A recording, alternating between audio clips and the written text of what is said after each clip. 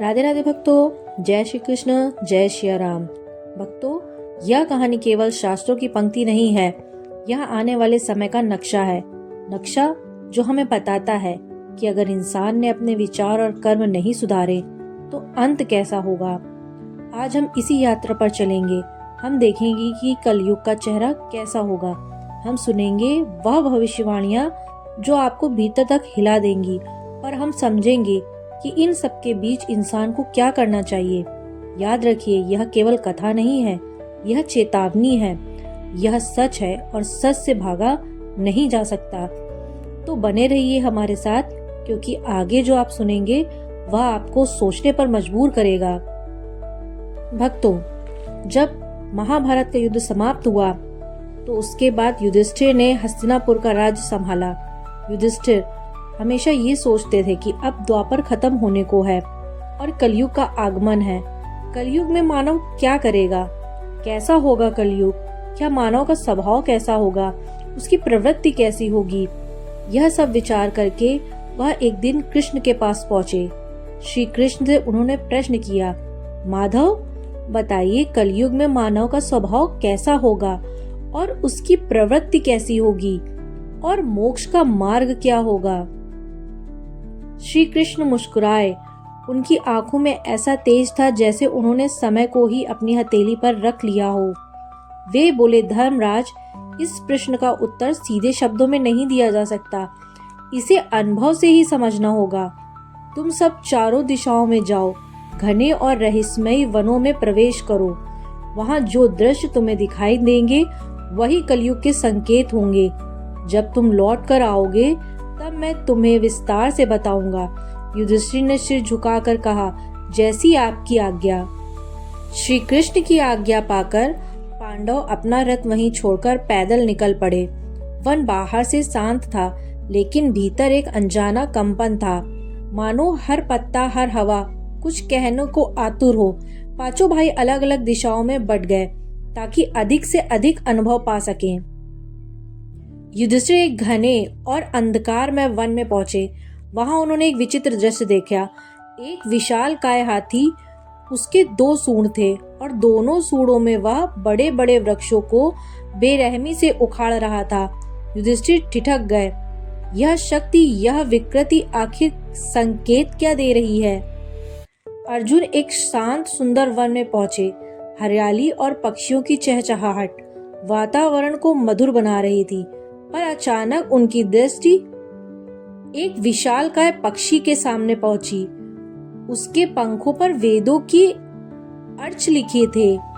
दृश्य पवित्र लग रहा था, लेकिन तभी वह पक्षी मृत जीवों का मांस खाने लगा।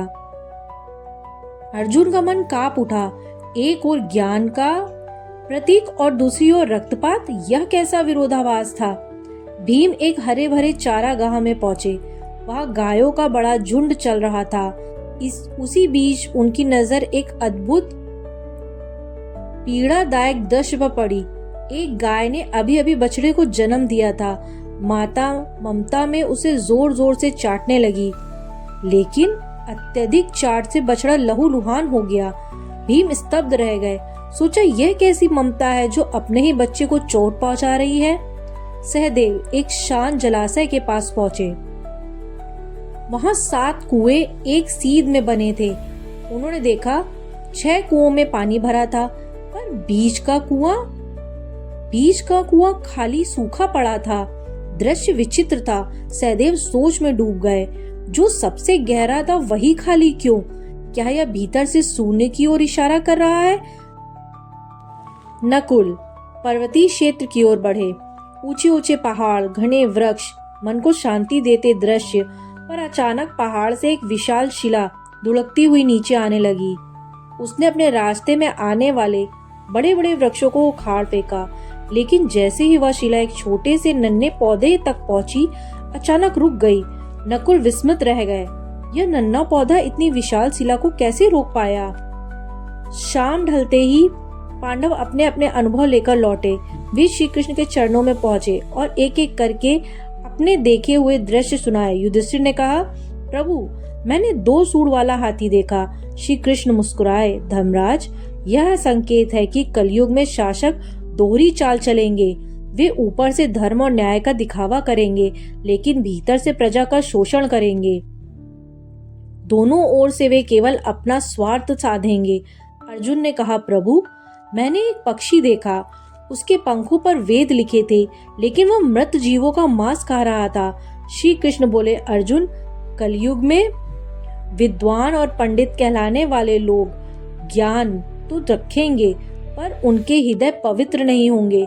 वेद और धर्म का प्रयोग केवल धन और प्रतिष्ठा के लिए होगा। उनका आचरण ज्ञान के विपरीत होगा। भीम ने कहा, प्रभु, मैंने देखा एक गाय ने अपने बछड़े को इतना चाटा कि वह घायल हो गया।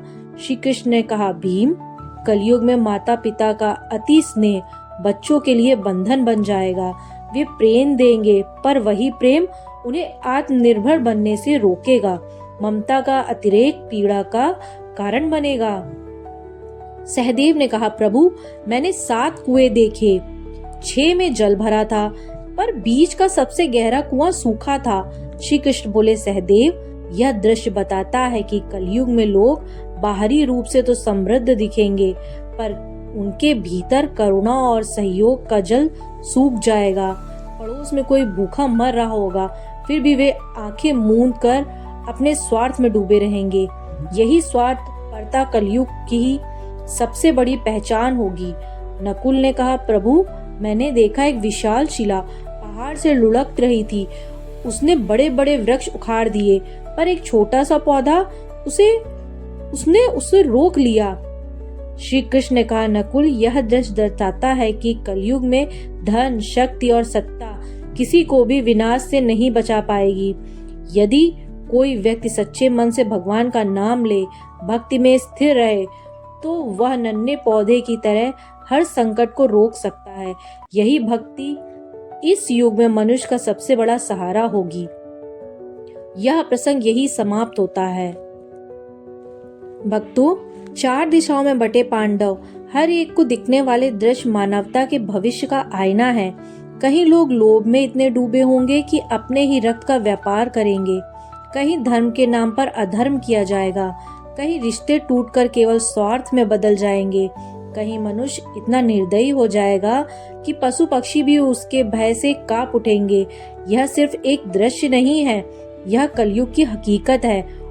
भक्तों, यह तो एक छोटा सा तुच्छ सा प्रसंग था कलयुग की शुरुआत के बारे में, पर कलयुग का दृश्य अति भयावह है। तो भक्तों, आज का प्रसंग समाप्त करते हैं। राधे राधे, जय श्री कृष्ण, जय श्री राम, धन्यवाद।